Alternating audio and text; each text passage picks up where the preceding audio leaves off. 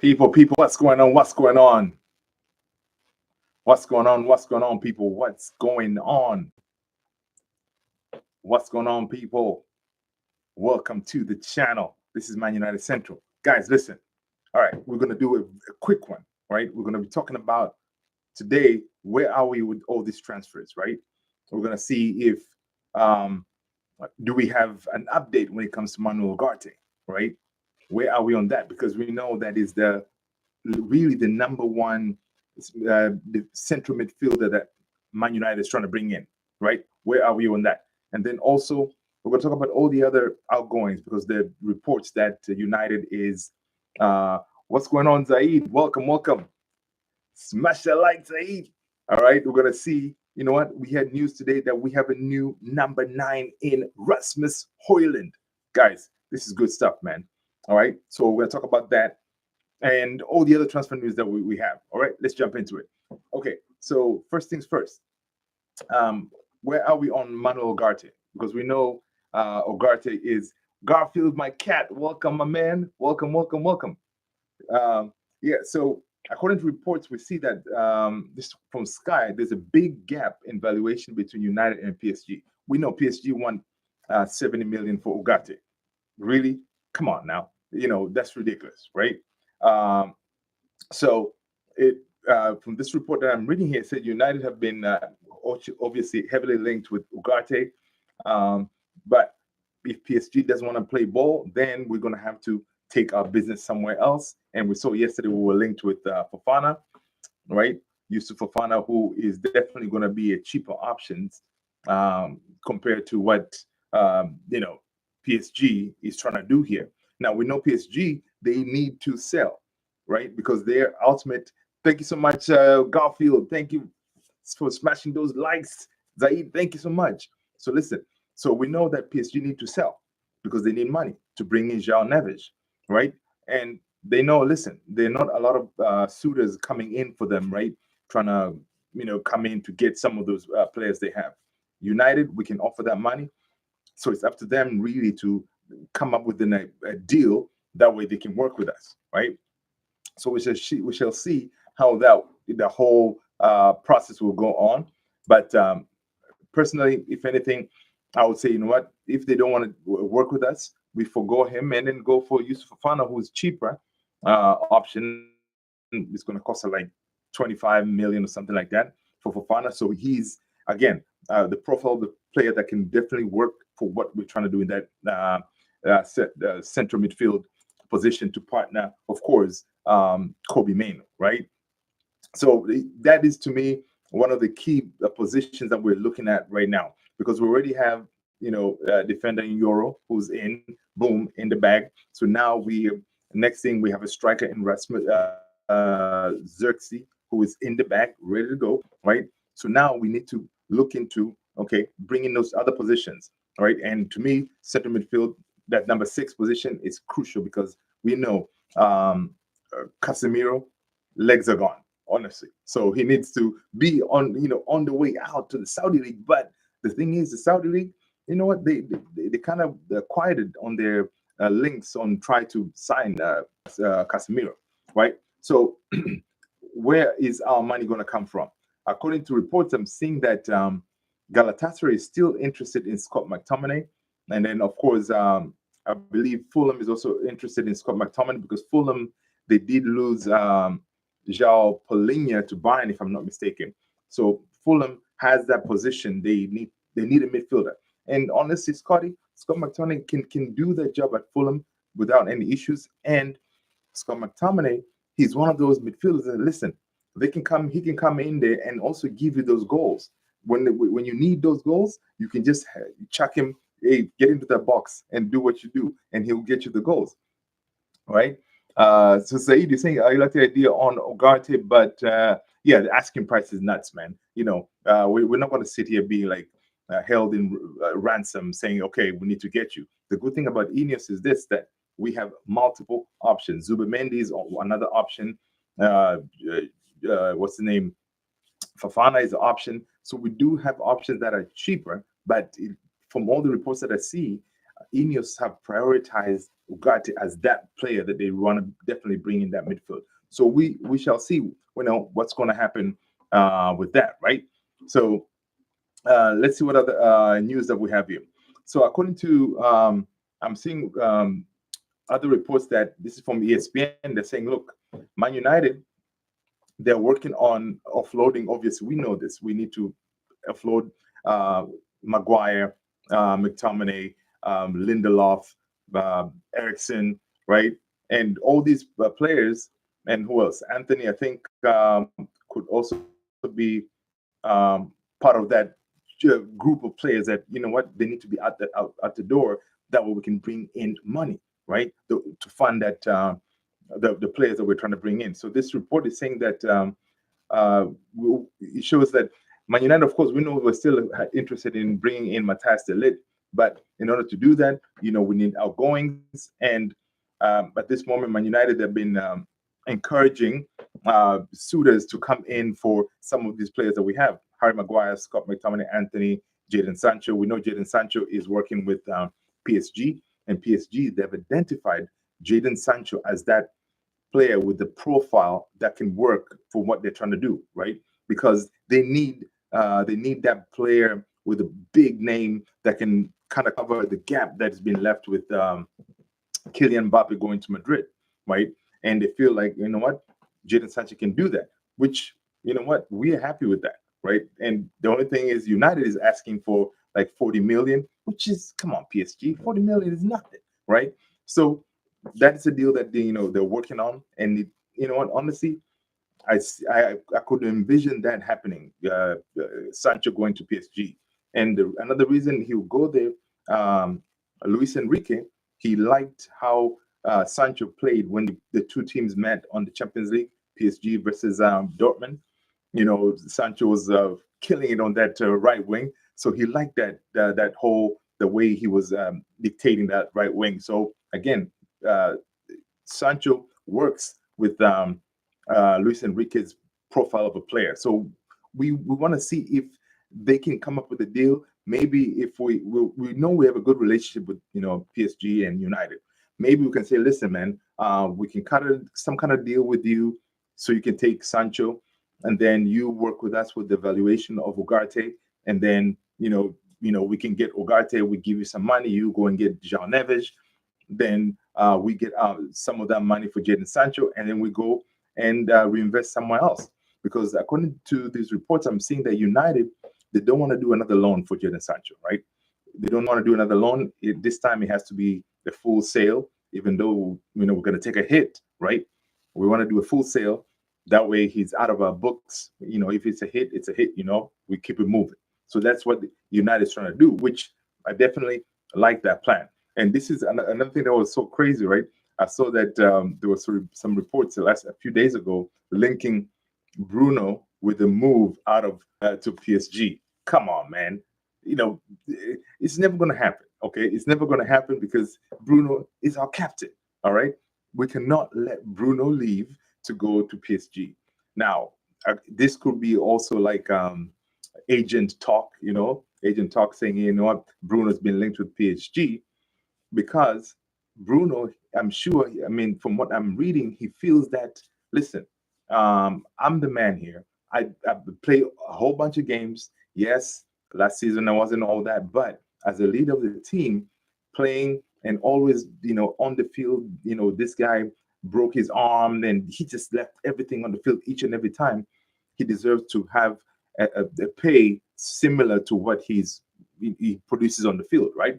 Because when you look at their salaries, Bruno, I think, is not the highest paid. I think it's Rashford, and then Casemiro. Bruno is like the third or fourth or something like that, right? So and Bruno obviously is also angling for that new contract as well. So it could be one of those tactics, like they're saying, okay, I could very well go to PSG, man, but if you guys want to keep me here, if you want me here, and he did make this quote last time. He said, look, if the team wants me, then he's willing to stay, but he wants to be rewarded accordingly from the devotion that he has given to the team, all the work that he's done for the team, being the captain. He wants to have that pay structure, the salary to kind of say, okay, he's one of the big guys here, right? Because now he's leading the team, but okay, Rashford, man, Rashford is, he gets paid the most and he does the least kind of thing, right? So we shall see. I want to hear from you guys. Do you guys think that Bruno deserves a pay raise based on his performance, right, and dedication on the field? Or you should just be like, because the thing is also, you got to think about it this way, guys. If we start this thing, because Ineos, they're trying to fix that the pay structure, right? Right now, say for example, if Casemiro leaves, the only highest paid players in there will be like will be Rashford and maybe Jadon Sancho, right? They're the ones who are on the 300K a week kind of money, right? If we offload Jadon Sancho, then it just leaves Rashford. So you don't want to. Do you want to bring another player to that 300K rate, or ideally, you want to get away from that way, because all the new players coming in now, no one is going to get paid over 200 K a week, right? It's going to be maybe 200 to 50, maybe that's about it. But nobody's going to get that crazy money like the 300,000. What Jadon Sancho is getting now, because what happens is when you pay them this crazy money as they're coming in, like for example, if we brought in the Xerxes and then we gave him this crazy amount, when it comes time you need to offload him, it's a problem, right? Because no other team can afford their salary. And that's what happened with Jadon Sancho. We couldn't let him go because nobody else can afford it. Right now, it's only PSG. And if PSG pull out, maybe Juventus may come for him, but it's not a lot of teams. So we're stuck with him, even though the Ineos, yeah, him at Jadon Sancho and Ten Hag, they put a line on it. They said, okay, we're cool, but yeah, I still think there may be something under there. Like, you know what? Yeah. So we shall see what that will happen. But I agree with you, Zaid. Yeah, he doesn't need a pay rise, man. He just needs to deliver to me, deliver on the field the same way. Okay. And later on, if you're going to discuss a contract, that's fine. But the thing is, we got to be willing, Zaid, to say, listen, if we don't give him a pay raise and maybe come contract time, we don't agree on contract, are we willing to let Bruno leave? Because that's what will happen. He will say, okay, fine, I'll go somewhere else. Are we willing to say that? Hey, you know what? Thank you so much for your service. Peace out. Or what are we going to do? Because we saw last season, is it like 2 games I think he missed? And we looked terrible without Bruno, right? So we shall see. Reece James is playing in the midfield. Wow. Really? Damn. Yeah. So again, we shall see, because I don't think Mason Mount is ready really to take on that Bruno role, because it could be that Ten Hag brought in Mason Mount as a backup or some sort for Bruno, which we haven't seen yet, because again, the man has been hurt the whole season. So maybe this coming season, he's going to be healthier. That way we can actually see what he's all about, right? Because to me, Mason Mount feels like a new player, right? So I really hope he stays healthy, because this coming season he has to stay healthy, because he has to justify that number 7 shirt, man. Come on, he has that number 7 shirt, iconic, but we haven't seen anything, right? And I think that could have been a mistake for whoever issued that shirt to him. I don't know if it was Ten Hag, say, hey, you deserve to have this number 7 shirt. I think that was a mistake. I believe that to have the number 7 shirt, you got to earn it, right? You got to earn it. So, hey, so far, yeah, I almost last time when they were talking about the number 7 shirt, I was, getting close to see, just give it to Garnacho, man. Just give it to Garnacho, So let's just see. I see you saying, play false 9. Hey, the good thing is with that false 9 play, Pizza. What's up, Pizza? Thank you so much for joining. Smash a like. So that false 9, the reason is perfect, because what can happen is Xerxes can play that false 9 position very well and help our wingers, the Rashford and probably Amad Diallo. It will definitely bring him into the game more, which it looks very interesting, right? Other reports I see. You guys, what do you guys think next this season coming up? Do you think your starting right wing? Who is that? Is it going to be Ahmad, Anthony, or of course if Sancho stays or Sancho, right? Let me know, right? Because to me, this is Ahmad season, man. It has to be Ahmad season because each time Ahmad plays, he you can see that this kid is ready, like he's focused, ready to go, like he wants to keep on driving and do amazing thing. Anthony is one of those getting more. Yeah, I know. Anthony should not be getting more play time than Ahmad, man. Yeah, that's a disgrace. That is a disgrace, and for sure this season. I mean, the good thing is, I think Ten Hag has also realized that each time he's brought in Ahmad, he has delivered, and he's Ahmad is one of those players that, he does his job. He doesn't sit there and complain and whine and all this stuff. Chill. So he has waited for his chance, and I cannot wait to see what he does in preseason because the boys are actually tomorrow they'll be here in the United States, right? So I'm curious to see how Ahmad is going to do when he get because obviously he's going to be given more game time, and I hope Ten Hag starts him that way in that Community Shield. Ahmad will be starting winger because I don't see us buying another right wing for sure because Garnacho once he comes back most likely is going to start on that left. Of course we got Rashford, right? One of the players to leave due to squad depth, yeah, and play time, yeah. Rashford, yeah, Rashford. That's another one, man. It's another conundrum. Rashford for sure he's going to stay. I don't see him going anywhere, right? I don't see him going anywhere. He's one of those players that, again, not a lot of people can afford it. We thought he's going to go to PSG, ain't going to happen. So now he has to make sure, like this season, he shows us something, right? Because if he doesn't, then it's going to be everybody is going to be out, with pitchforks, saying Rashford out, we're tired of you, and all this stuff, right? So this coming season, man, it's definitely we. I have a feeling that we're going to be cooking. I have a feeling that we're going to be cooking, and also seeing that our boy Mr. Rasmus Hojlund getting that number 9 shirt. That is exciting, man. It's exciting to see. Um, do you guys think that Rasmus has earned that number 9 shirt? Because a lot of people online they were not very happy with him getting the iconic number 9, man. I mean, personally, listen, I say okay. From this report, they're saying that the number 9 shirt was free, of course, once worn by, of course, Martial.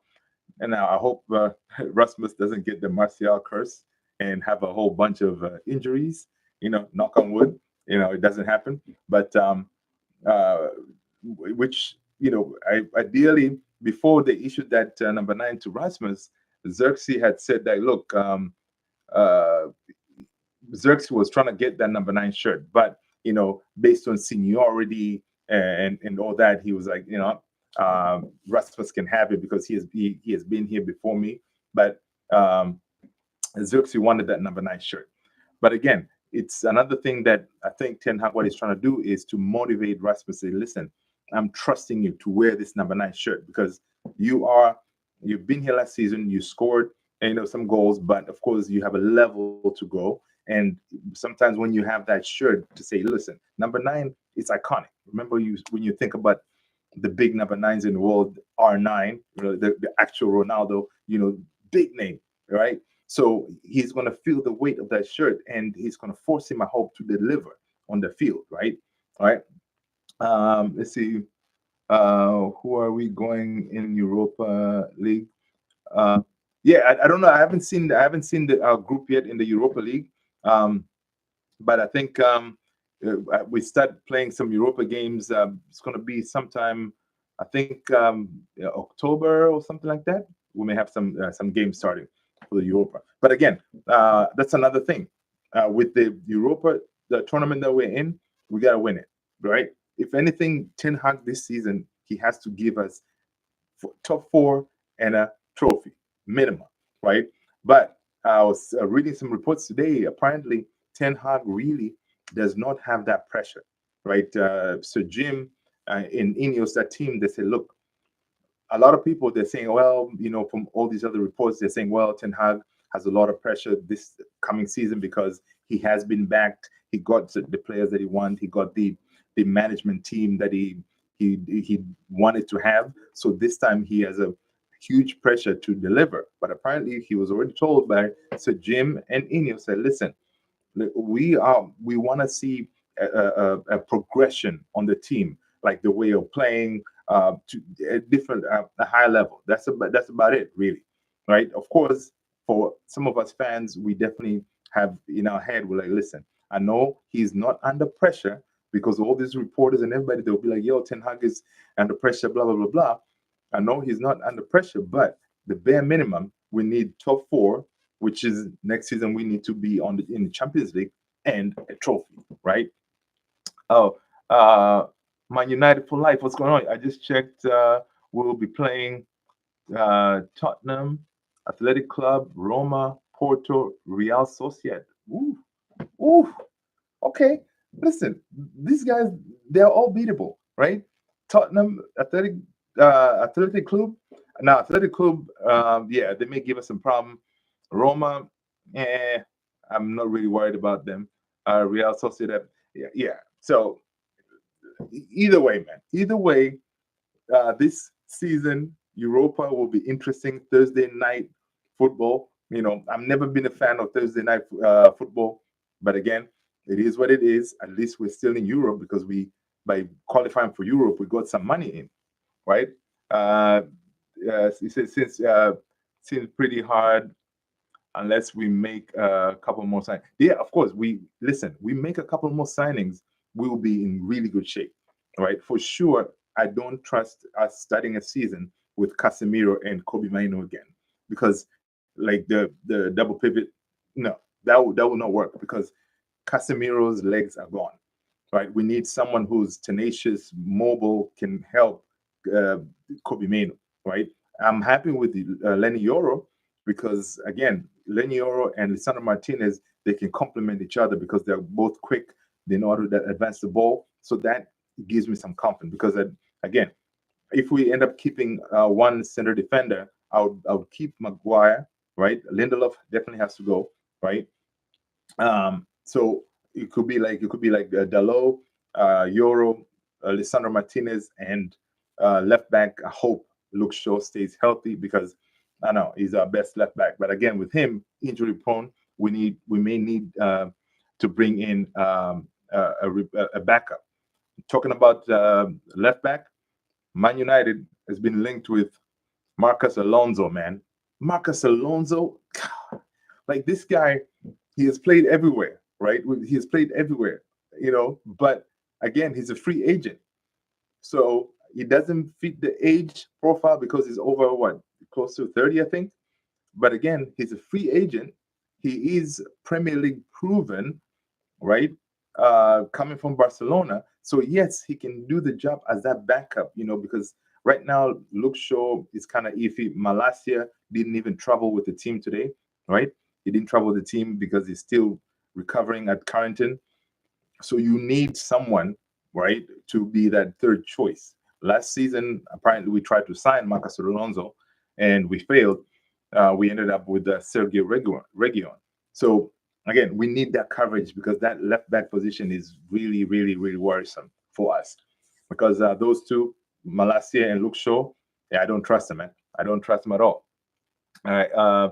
Saudi already fetching Casemiro. Check, get him out. Yeah, man. I know. Listen, man. Casemiro needs to go to the Saudi league and chill with his boy Ronaldo, man.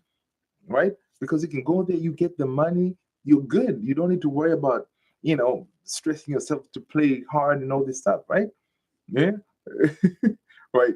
Yeah, I agree. We should not have signed him a lot at all because Casemiro's signing was kind of the last ditch because we tried to get De Jong, we failed, so we had to go for that last ditch, and then we got Casemiro because you know what, the previous regime was so ridiculous, right? Real Madrid was like, okay, we need to offload Casemiro. who is the dummy out there that we can send this player to? Because obviously Casemiro will demand a whole bunch of money. Wait, Man United, we have a player here in Casemiro. You guys want him? Because if you do, he's yours. And then we were like, oh yeah, yeah, yeah. We took him and we pay him a whole bunch of money. And then people have to think, why would Real Madrid be getting rid of a player like him? Because they saw a decline. But we jumped in. Yes, he gave us one good season, but now we're stuck with him, right? Because now you can see his legs are not there. He jumps into tackles, so he's like, every time he plays, man, I'm worried. I'm like, man, this is a yellow card waiting to happen any moment. Next thing, he's red carded. So he's definitely lost a step, right? Now with players, speed and the tackling, that's their thing. But sometimes when you don't have that, you cannot get to those players quick enough to make those tackle quick enough. You lunge, and and then next time you are making like crazy tackles, and you get red carded and yellow carded, because once you get a first yellow, each time you're playing on the game, you're kind of looking on your shoulder to make sure like you don't make another mistake, causing us to go down to 10 men, right? So again, this everything that's happening at United now, I'm happy because we have footballing people making footballing decisions. I'm sure that whoever we're going to sign coming up here is not going to be anyone that's going to be uh, crazy expensive. We're not going to repeat the mistakes of bringing in a player like Casemiro again last minute, right? Even when we get, I hope we get Delit, because we definitely need another center back. If we get Delit is going to come in. He agreed to take a pay cut to come to us, right? Again, Delit works with Ten Hag's system very well. He knows Ten Hag from Ajax days. He would fit very nicely to us, right? I really like Casemiro as a player, but I think yeah, man. Me too. No, Casemiro is my boy, man. Casemiro is my boy, but it's time. Sometimes it's time. But listen, like Varane. I love Varane. He could still do a job for us, but we had to cut him because again, he's a kind of injury prone, and also he's high, very high up there in wages. So we needed to kind of shift that out. So Casemiro, peace out to you. Thank you so much for your service. But we move on, right? We move on.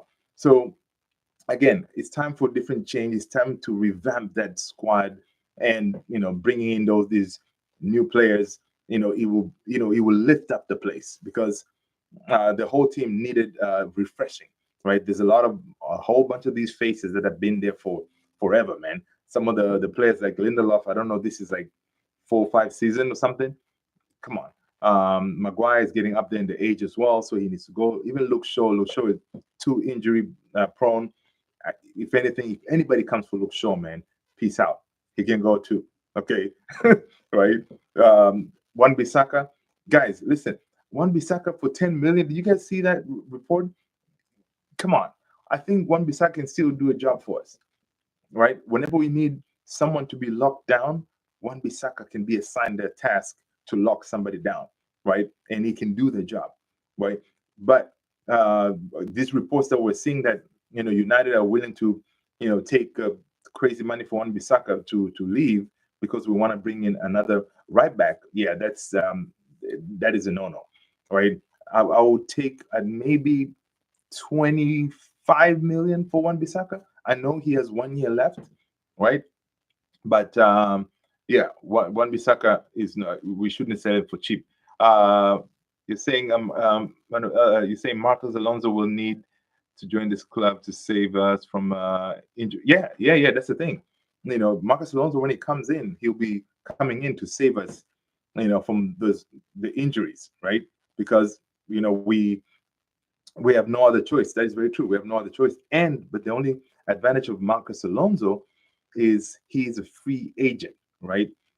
But again, age profile, it doesn't really work. But he can do a job on that left back position. And again, he's one of the other players that can really advance when it comes to attacking, because we're going to be attacking with our fullbacks a lot. That's why we're trying to offload Wan Bissaka, right? To bring in a fullback that is more attacking minded, right? and he can do that job for us. So again, if you look at it, it may work, right? And he's good. Like Marcus Alonso, man, he is trouble. He has he's played big games. He's been with big teams, and coming from Barcelona, he can do the job because he won't be a starter. I hope, because that's what we said with Johnny Evans last season, and then Johnny Evans was like playing a whole bunch of games for us. So hopefully he's not going to be a starter because I don't see Malacia being fit at the start of the season. So it's only Luke Shaw coming back from the Euros. Hopefully he stays fit, right? So exactly like Dali Blind. Yeah, Dali Blind was like that too. So he brings in that experience as well. A player like him, because we're gonna be playing these big games, and you need experienced players. To kind of those that old head. Kind of to calm some players down. Like Ten Hag likes Johnny Evans because whenever he plays, he calms everybody down. Even in the dressing room, you need that old head, calm, person to say, okay, chill, people. We are working on this. Calm down. We can still win this game. That kind of thing. A calm mind. Because when you have a whole bunch of young players, everybody's, their mind is gone. If you go into halftime, you're like 1-0 down or 2-0 down. You feel like, okay, that's it. This is the end now, right? So you need that old head to kind of, guide those youngins like Lenny Yoro and them, right? Xerxes is still young too. Rasmus is young, right? So, it and the way Ineos is trying to bring in the players, we're trying to bring in a whole, 20-something-year-olds. So they need some players who are older to kind of guide them to that next level, right? Guys, listen, I appreciate you being here. This is a quick one. I just want to jump in here, say hello to the family, and we can chop it up when it comes to our Man United. I appreciate you all being here. Thank you so much for supporting the channel. Peace out. Take care of yourself. Love you all.